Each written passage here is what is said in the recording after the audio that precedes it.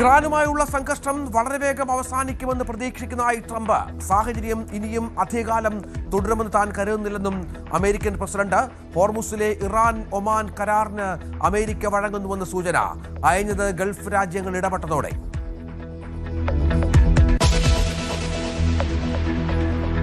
യമനിൽ വെടിനിർത്തൽ ലംഘിച്ച് ഹൂതികളുടെ ആക്രമണം. കൊല്ലപ്പെട്ടത് 47 പേർ. സൈനിക ക്യാമ്പുകളെ ലക്ഷ്യമിട്ടുള്ള ആക്രമണം സമീപകാലത്തെ ഏറ്റവും വലുത്. സൈന്യത്തോട് പിന്മാറാൻ മുന്നറിയിപ്പുമായി ഹൂതികൾ. ആക്രമണത്തെ അപലപിച്ച് അമേരിക്കൻ എംബസി. പശ്ചിമേഷ്യൻ സാഹചര്യം ചർച്ച ചെയ്ത് ഇന്ത്യ ഇസ്രായേൽ പ്രധാനമന്ത്രിമാർ. മോദിയുമായി ടെലിഫോണിൽ സംസാരിച്ച നെതന്യാഹു.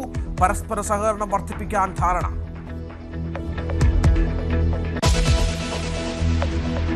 പ്രധാനമന്ത്രി നരേന്ദ്രമോദി 2021 മുതൽ സന്ദർശിച്ചത് 65 രാജ്യങ്ങൾ. 316 ധാരണാപത്രങ്ങളിൽ ഒപ്പുവെച്ചുവെന്നും കേന്ദ്ര വിദേശകാര്യ മന്ത്രാലയം. ഇന്ത്യയിലേക്ക് നേരിട്ടുള്ള വിദേശ നിക്ഷേപമായി 35 ലക്ഷം കോടിയിലധികം രൂപയെത്തി.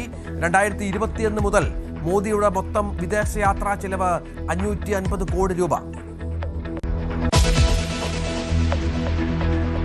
ബംഗാളിൽ ലൗഡ് സ്പീക്കറുകൾക്കെതിരെ ശക്തമായ നടപടി തുടർന്നു സർക്കാർ. 5000-ലേറെ ഹിന്ദു മുസ്ലിം ദേവാലയങ്ങളുടെ ലൗഡ് സ്പീക്കറുകൾ മാറ്റി. 4203 എണ്ണം മസ്ജിദുകളിൽ നിന്നും 1906 എണ്ണം ക്ഷേത്രങ്ങളിൽ നിന്നും മാറ്റി. വിവേചനമില്ലാതെ ഒരുപോലെയാണ് നടപടി സ്വീകരിക്കുന്നതെന്ന് മുതിർന്ന പോലീസ് ഉദ്യോഗസ്ഥർ. മുസ്ലിം നേതാക്കൾ പ്രക്ഷോഭത്തിന്. ഇന്ത്യയ്ക്കൊപ്പം നിൽക്കുന്ന തൃണമൂൽ വിഭാഗത്തിനും എതിർപ്പ്. സംസ്ഥാനത്ത് ഇന്നും മഴ തുടരും. 3 മണിക്കൂർ ആലപ്പുഴ കോട്ടയം ജില്ലകളിൽ റെഡ് അലർട്ട്. 8 ജില്ലകളിൽ ഓറഞ്ച് അലർട്ടും. കണ്ണൂർ ജില്ലയിൽ അതിതീവ്ര മഴയ്ക്കു സാധ്യത. വിഴിഞ്ഞം പുല്ലുവിളയിൽ കാണാതായ ജോണിന് വേണ്ടിയുള്ള തെരച്ചിൽ 8ാം ദിവസം. രക്ഷാപ്രവർത്തനത്തിന് സൗകര്യമൊരുക്കുന്നില്ലെന്ന ആരോപണവുമായി കുടുംബം. 8 നോട്ടിക്കൽ മൈൽ ദൂരത്ത് അപകടം നടന്നിട്ടും തെരച്ചിൽ 4 നോട്ടിക്കൽ മൈലിൽ മാത്രം.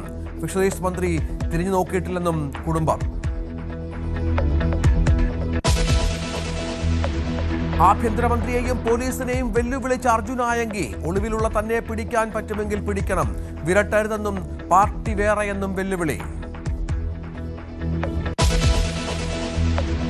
ഇന്ത്യയുടെ ബാലിസ്റ്റിക് മിസൈൽ അഗ്നി 4ന്റെ പരീക്ഷണം വിജയകരം. ബഹിരാകാശത്ത് നടന്ന് ചരിത്ര ദൗത്യം പൂർത്തിയാക്കി അനിൽ മേനോൻ. ദൗത്യം നീണ്ടത് 6.5 മണിക്കൂർ.